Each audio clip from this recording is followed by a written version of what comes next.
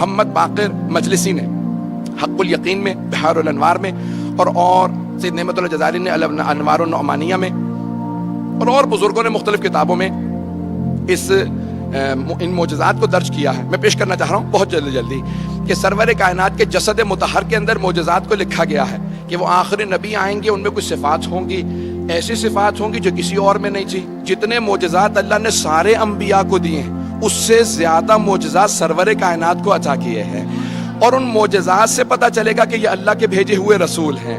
وہ معجزات بتائیں گے تو اب 24 معجزات جسد مطہر میں ہیں، رسول اسلام کے جسم مبارک میں ہیں، جسد مطہر میں ہیں، رسول اسلام کے جسد مطہر کے اندر 24 معجزات علماء نے درج کیے ہیں۔ سننا چاہیں گے تو میں پڑھوں گا۔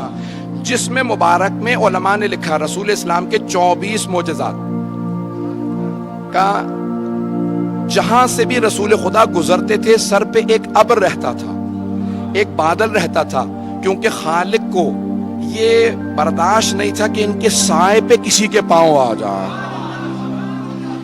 ان کے سائے پہ بھی کسی کے پاؤں نہ آئے۔ اب اگر کبھی کسی نواسے کو کاندھوں پہ سوار کریں تو پھر ماننا پڑے گا خالق کی اجازت تھی۔ میں بہت تیز سے گزروں گا۔ تو پیغمبر اسلام نے پیغمبر اسلام سے متعلق 24 معجزات علماء نے درج کیے ہیں۔ پہلا، سر پہ ہمیشہ ابر رہتا تھا، ایک بادل رہتا تھا۔ دوسرا، قد آور سے قد آور آدمی جب پیغمبر کے سامنے آتا تو رسول اسلام سر سے لے کے گردن تک اونچے نظر آتے تھے۔ کوئی بھی بلند قامت سے بلند قامت آدمی پیغمبر کے سامنے آتا تو سر سے لے کے گردن تک چھوٹا نظر آتا تھا۔ پیغمبر بہت زیادہ لمبے نہیں تھے، لیکن وہ آدمی پھر بھی چھوٹا نظر آتا تھا۔ صحابہ کہتے تھے یا رسول اللہ یہ کیا ماجرا ہے؟ کہا میرے خالق کو منظور نہیں کوئی مجھ سے اونچا نظر آئے۔ اتنے لوگ ہیں یا نہیں؟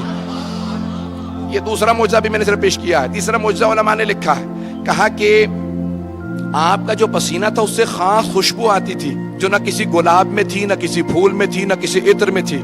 آپ کے پسینے سے خاص خوشبو آتی تھی، توجہ ہو، پسینے سے خاص خوشبو آتی تھی، جسم مطہر سے خاص خوشبو آتی تھی، ایسی خوشبو آتی تھی کہ جہاں سے آپ گزر جاتے تھے 1 سے 2 دن تک کافر و مشرک جب وہاں آتے تھے تو سونگ کے بتاتے تھے لگتا ہے محمد گزرے ہوں گے۔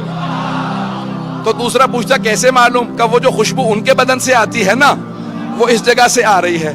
اب سمجھ میں آیا یہ حدیث کساء میں جب دونوں شہزادے گھر میں آتے ہیں تو جناب سیدہ سے کیوں کہتے ہیں انی اشم عندک رائحۃ طیبۃ کأنہا رائحۃ جد رسول اللہ؟ مادر گرامی، آپ کے پاس سے ایسی خوشبو آ رہی ہے جیسے نانا کے بدن سے آتی ہے۔